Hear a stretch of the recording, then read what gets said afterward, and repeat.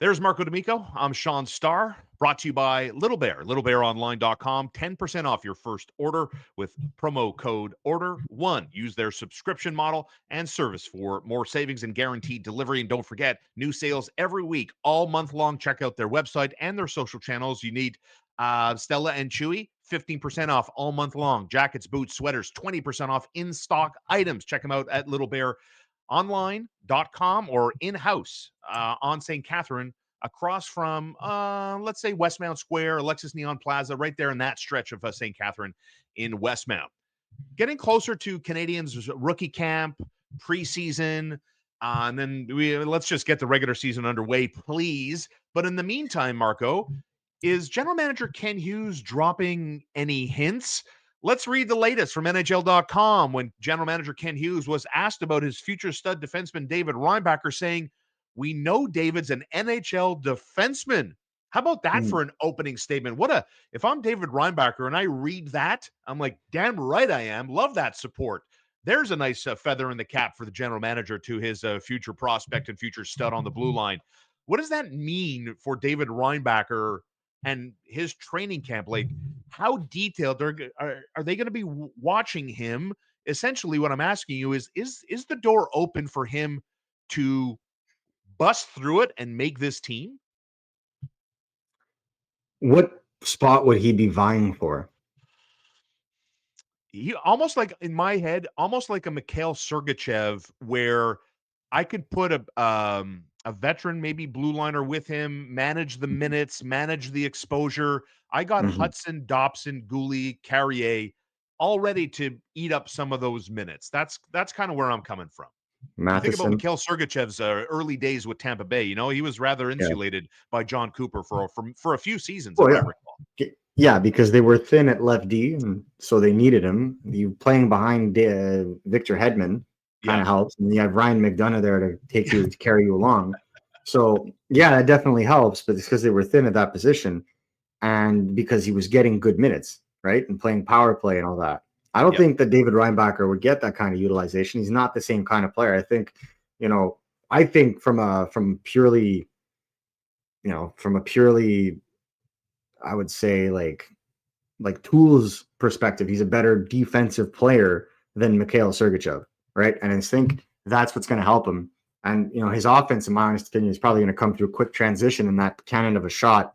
That's probably what's going to happen with him. So he'll probably end up being more of a well-rounded defenseman. Now, the thing that I have issue with is I agree with Kent Hughes. I watched David Reinbacher every home game of the Laval Rocket, basically. During the playoffs, and David Reinbacher just kept improving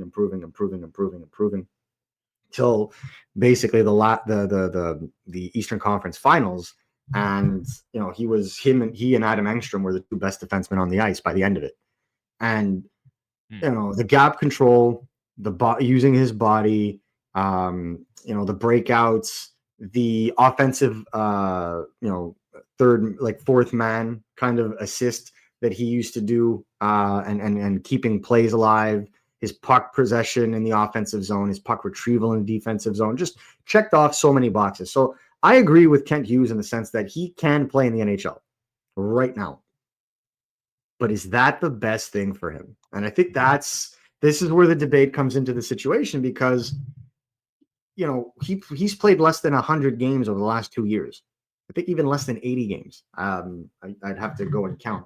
But to me, that's a lot of missed time in terms of development.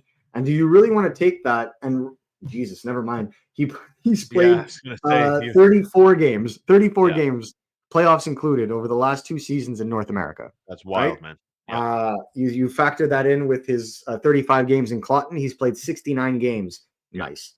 Since the beginning of the 2023-2024 season. That's not good. So I think he needs his reps. I think that he would be better served being the guy in Laval, playing 20 to 25 minutes next to a guy like Adam Engstrom, getting power play deployment, getting first penalty kill deployment, first deployment on 5-on-5, and just eating those minutes and learning how to play in a schedule like the one he has in North America. Because let's face it, in Switzerland, it's 50 games that they play, and then the playoffs. right? We're talking about 82, soon to be 84 plus the playoffs. You're going to want this guy to get his minutes in and to get used to that kind of schedule. And in the AHL, it's great because the games are mostly on the weekend, right? So you have most of the week to build your body up and continue to work on stuff. I think that will help. Do I think that David Reinbacher will get games in the NHL this year? Absolutely. I think they're going to give him a handful of games to see where he's at. But I would be shocked from what I know that David Reinbacher would start the season in Montreal. Because if I finish off the quote from Kent Hughes, you can read more of it at NHL.com. When he talks about David Reinbacher, he says the AHL playoffs were great for him to have that. It was great that they went on the run that they did. So we'll see if he comes in and surprises and we have decisions to make. Otherwise, there's the opportunity for him to go to Laval and keep developing and progressing. And so I think with that being that's the quote from Ken Hughes, Marco D'Amico's point of view. Everything points to him going to Laval being the number one man there. And then if we look past that, if I'm Arbor Xhekaj, I'm looking over my shoulder because David Reinbacher's coming. Is that not Arbor's job? Basically, if we look at we outline the defensemen that the Canadiens have, right? From Caden Gooley to Lane Hudson, Noah Dobson to Mike Matheson to Alex Carrier, there's 5 of 6. Arbor Xhekaj, Jaden Strubel, and David Reinbacher. So, like, if David Reinbacher starts in Laval, that's temporary. Yes. So is Arbor Xhekaj the guy maybe sweating, and Arbor Xhekaj is the guy that has to have a massive summer of training and a pretty important training camp and preseason in order to maybe change the narrative around him? Yeah, I think that regardless of David Reinbacher, I think that Xhekaj absolutely needs to come into this training camp and turn some heads as opposed to, turning heads. So to me, turning necks. I think to me, and he's very capable of doing it. When Arbor Xhekaj is on his game, he's a very legitimate NHL defenseman. So I'm not necessarily worried on that front. I would say that David Reinbacher's progression will also dictate what the Canadiens do with Mike Matheson, because we tend to forget him, but he's also in a contract year himself. Yeah. And so like that can definitely play into the situation. And in the long term, like organizational depth chart, Matheson is in Reinbacher's future spot right now, right? He's on that second pair, probably playing with Lane Hudson to start, right? But that eventually is going to be David Reinbacher. The guy playing 20 to 25 minutes a game against the team's best opposition on the penalty kill, that's going to be David Reinbacher and a guy like Caden Gooley, for example. Those are going to be those guys. So that's the role that they're grooming him for. So that's why I understand, them saying, well, why would we bring this guy in and play 15 minutes a game? The player I think that needs to, that is probably looking over his shoulder right now is Jaden Strubel, right? Because you talk about a guy like Arbor Xhekaj. Yeah. Arbor Xhekaj brings elements that no other defenseman on the team brings, right? That toughness, that the shot that he has, the physicality along the boards, that just being that presence that he brings, right? Yeah. I think that's a very unique skill set that nobody on the team on the defensive side really has to that degree.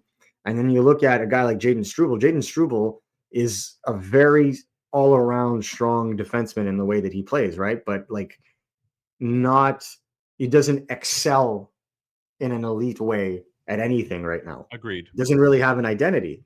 He has all the talent in the world to be able to build that, but what is going to be his forte in the NHL, right? He wasn't used on the penalty kill. He wasn't used on the power play. He was, third pair at 5-on-5. So if you're playing on a third pair and you're not bringing special team value, then you don't necessarily have an identity in that sense. And the same applies for Arbor Xhekaj, right? So for them to really cement themselves this year, especially with David Savard gone, one of them is going to have to forge themselves a spot on the penalty kill. But you go through the checks and balances of Strubel and Arbor Xhekaj, and I want to get into the rest of the roster for a second and see if the Canadiens are dropping any hints about opportunities. Is the door a crack open for anyone? That's coming up in just a microsecond. But we haven't talked about playing the position. I'm I'm with you. I follow you on Xhekaj. He brings something. His reputation speaks for itself. He brings something very unique that nobody on the team can match. Agreed wholeheartedly. I think that's a fact. I don't think that's even up for dispute, personally. But what about playing the position? Like, I think today, to a man, I think I would trust Jaden Strubel playing defense, preventing a goal, preventing momentum than Xhekaj. But it's not like a landslide victory. Where do you come down on playing the position? I think that Jaden Strubel is a better all-around defenseman. Okay. I think that Jaden Strubel can be a very good complementary defenseman playing with stars. So, for example, when he was playing with Lane Hutson, that pairing was excellent. Excellent, absolutely excellent while Caden Gooley was injured. And I really enjoyed their chemistry. And I thought that he moved really well and he took care of the defensive side of the puck so that Lane could be a little bit more adventurous offensively. And I thought that combination worked well. That's what he needs to do more of to ensure his spot. The other thing is going to be to shore up the more technical defensive side of things, timing his slides, making sure he doesn't get caught out of position, not chasing players too far up in the defensive zone so as to leave the circle behind him completely exposed. These are things that you pick up in the NHL, and I'm not saying that from experience. I'm just saying that from watching players grow on the ice, right?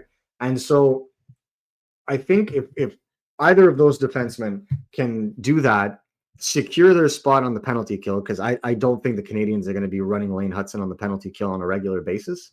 So you'll probably see like Gooley, Carrier, Matheson, Dobson. But depending on how utilization works, they may need someone to step up in that role. And I think that's where a guy like Strubel, especially if there's an injury, a guy like Strubel or Xhekaj are going to have to be ready for that kind of an opportunity, because the only way that they're going to stick on the third pair long term is if they're able to fill some sort of benefit on the special teams, right? Eventually, you're going to need to spread out those minutes more so that Mike Matheson isn't playing 27 minutes a game, right? And so that's why you need one of them to step up in that regard. And that's why a lot of people are looking into David Reinbacher, because David Reinbacher is a drop, plug, and play kind of defenseman on the penalty kill. He's so good at clearing people out from in front of the net, using his reach and boxing players out, that he would instantly play in Montreal and have that third pair special teams benefit that teams will spend second and first round picks on at the trade deadline to go and fill. So to me, there is the value. That would be his in. But again, I feel like, and again, like we talked about with the 2C video before, it's not about today. It is not. The Canadiens could miss the playoffs, and yeah, they'd be a little disappointed, but it's not about today. It's about next year and the year after that. Next year is when the Canadiens are going to have to start making it like every year, and there's no chance, right? Interesting. So when you have a player like Reinbacher, if Reinbacher is a full-time NHL defenseman as of next year, the Canadiens are in business. If the Montreal Canadiens feel, if Michael Hage develops to a point where he's an everyday NHL center next year, the Canadiens are in business. If the Canadiens trade for a 2C between now and the beginning of next season, they are in business. So all I'm saying is there is no rush here. The Canadiens are still in the process of rebuilding, despite having made the playoffs. And part of me honestly feels like the Canadiens almost handicapped themselves by making the playoffs, because now the expectations are here for them to try and take a next step, even though it's very possible for them to take a step back as well. So when you have a guy and you have decisions on younger players, or you have decisions on roster strategy, the management team is not in the now as much as I believe some fans are. They are still next year. I think that's well said. And let's wrap up this portion of today's content by looking at when training camp, the main camp opens up.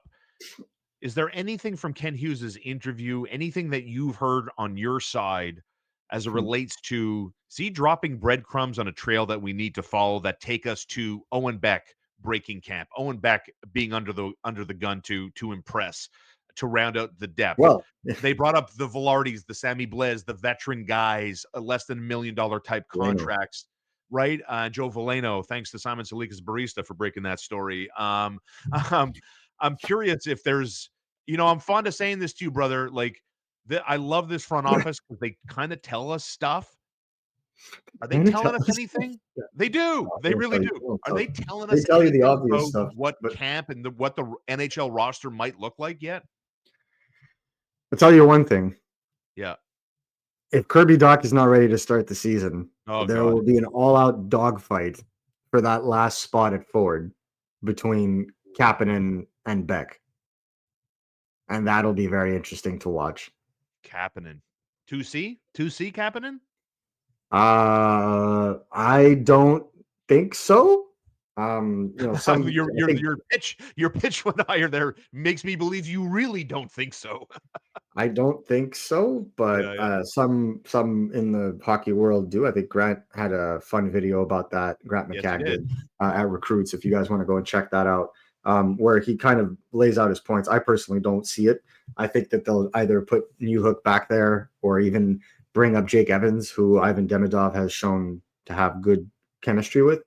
And yeah, Veleno was not signed by happenstance. He was brought in for depth for exactly this reason. So I don't think he'll be the 2C, but he'll definitely be able to play like third line if Dach isn't ready. You know what I'm saying? So there are possibilities here, but what I will kind of go into saying is I don't think the bottom 6 is necessarily locked down. I think that you have a lot of guys that are assured to be there, like Newhook, Evans, Gallagher, Anderson, and Budzik. But the 13th and 14th forward positions, and if Dach is injured, right, the 13th and 14th, your 13th is probably in the lineup, and your 14th then becomes your extra. So I think there would be a dogfight for those 2 last roles, and especially if you have if Dach's injury it keeps him out for the first couple of weeks. Well, then, bringing in an Owen Beck to play those minutes on the fourth line, you can play wing, you play center, you can take faces off on his left side, faces off on his right side. That's also valuable. So to me, I think that could be interesting. I think it could bring about an interesting conversation at camp. Injuries always happen. We have everybody slotted in right now. And then all of a sudden you get to camp and you're like, oh, this guy tweaked his ankle. This guy tweaked his groin. It always happens. So I think that I personally believe that training camp will not be as boring as we perceive it as right now. I think there would be opportunity, but I also think that opportunity is going to be weighed against the long-term benefit of the organization in their rebuild. So I don't think they're going to rush guys that, have no business there either.